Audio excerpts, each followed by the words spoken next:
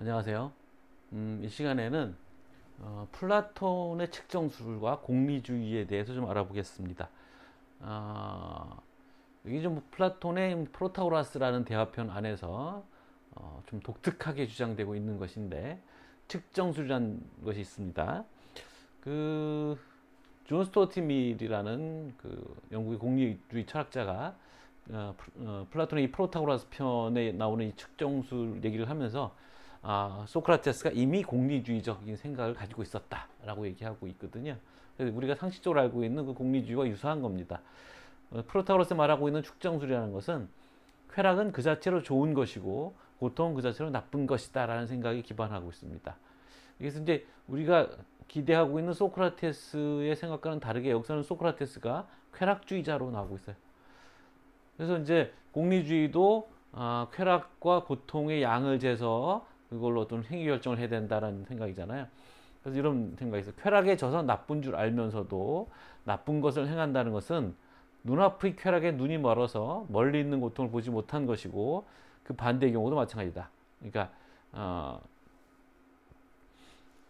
앞에 당장의 고통 때문에 어떤 일을 피하지만 장기적으로 보면 그 일이 좋은 일인데, 그렇게 하는 것, 이런 것도 이제 마찬가지인데, 대표적으로 이걸 이제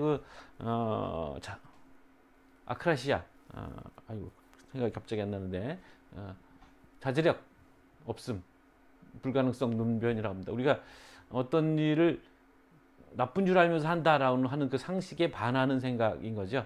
그건 나쁜 줄 알면서 하는 게 아니라 잘 몰라서, 측정을 제대로 못해서 하는 무지의 소치다, 무지의 소산이다, 이렇게 설명하는 이 내용이 이제 프로타고라스 측정술입니다. 그래서 쾌락과 고통의 양을 잘 측정할 수 있는 알미 우리 삶의 구원자다라는 얘기를 하는 것이 이제 프로타고라스 측정술인데요. 관련해서 이 얘기들을 우리가 다시 한번 다른 측면에서 한번 조망해 볼 수 있는 쾌락주의, 공리주의 얘기를 좀 간단히 해봅시다. 공리주의는 이제 영국의 벤담이 최초로 주장한 것이죠. 적어도 영국의 전통 또는 근대 철학의 전통에서는 벤담의 공리주의는 양적 공리주의라고 합니다. 최대 다수의 최대 행복이라는 이제 원리를 내세우죠. 그래서 가장 많은 사람의 가장 큰 행복, 이 행복은 곧 쾌락이거든요. 그것을 얻을 수 있는 선택을 해야 되는 것이 이제 윤리적 원칙이 돼야 된다라고 생각하는 거고, 이거는 이제 개인적으로 우리가 어떤 선택을 할 때 쾌락이 가장 높은 또는 뭐 이득이 가장 많이 생기는 이런 걸 선택해야 된다라는 입장을 갖고 있잖아요. 그런 개인적인 일을 선택할 때 하는 어떤 선택의 원리를 도덕적 타인과의 관계 속에서 우리가 옳고 그름을 따지는 그 도덕적 영역에서도 적용하는 것.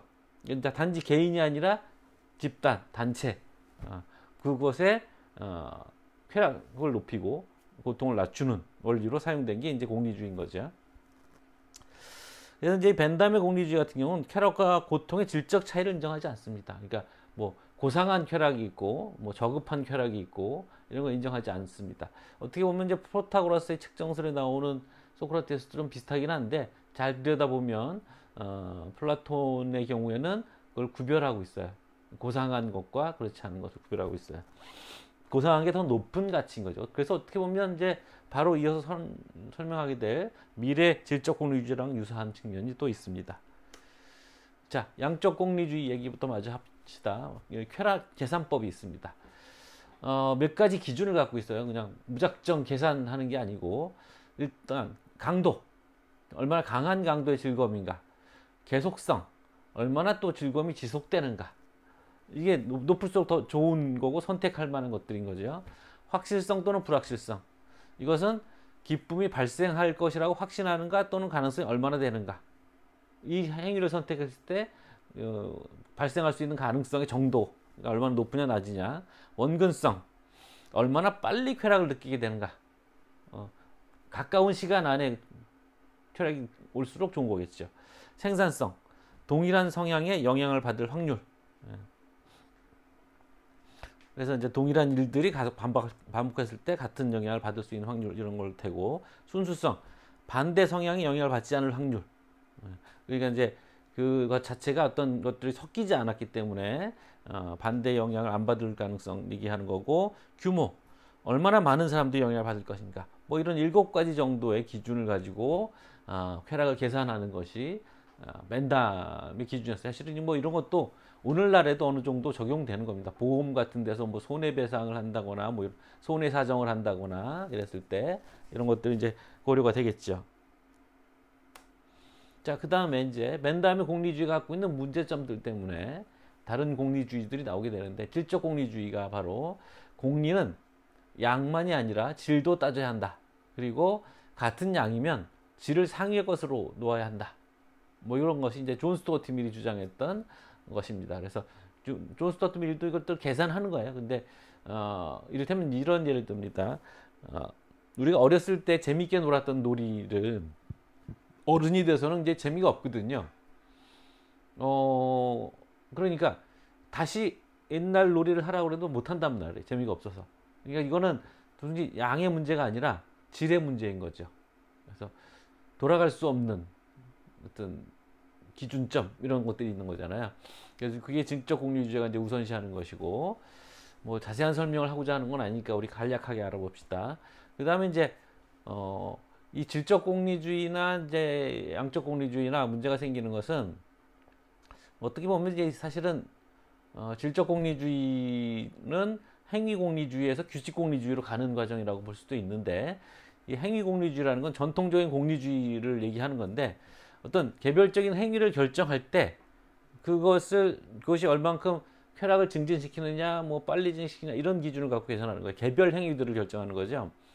그런데 이렇게 되면 이제 계산도 좀 복잡하고 매번 계산해야 되니까, 그 다음에 어떤 경우 생기면 결과적으로 쾌락의 양이 증진하긴 하지만, 또는 그럴 거라고 예측하지만 그 자체가 비도덕적인 행위들이 있는 거예요. 그러니까 역설이 발생하는 거죠. 뭐 예컨대 누가 이제 어떤 배우자가 바람을 핀다고 합시다. 그래서 남편이든 부인이든 속이고 다른 여자나 남자를 만나서 바람을 펴요. 근데 남편이나 부인은 몰라요. 그러니까 남편이나 부인은 쾌락에 영향을 받지 않고 기존의 쾌락이 더 유지되거나 아니면 또 미안해서 더 잘해줄 수도 있겠죠. 그리고 이 사람 또 딴 데 가서 바람 피니까 거기서 둘이 만나서 좋아. 여기도 또 쾌락이 올라가. 그럼 바람 피는 행위는 공리주의로는 정당한 행위가 되는 거죠. 뭐 이런 공리주의 역설 같은 게 생기기 때문에 규칙 공리주의가 나오게 됩니다. 개별 행동을 하나하나 이런 식으로 따져볼 게 아니라 어떤 원칙을 택했을 때 그 원칙에서부터 비롯되는 결과들을 통해서 통계적으로 입증된 어떤 규칙을 따를 것을 주장하는 겁니다. 이거는 사실은 이제 의무론적 입장에 가까이 가는 건데, 이를테면 정직이 최선이다, 거짓말을 하면 안 된다라는 어떤 그 도덕적 규칙이 있다고 합시다. 공리주의는 그걸 전통적인 행위 공리주의는 그걸 따지거든요. 어떤 경우는 거짓말 하는 게 더 이익이 될 수가 있다. 전체적으로. 그렇게 이제 볼 수가 있는데, 근데 이 규칙 공리주의는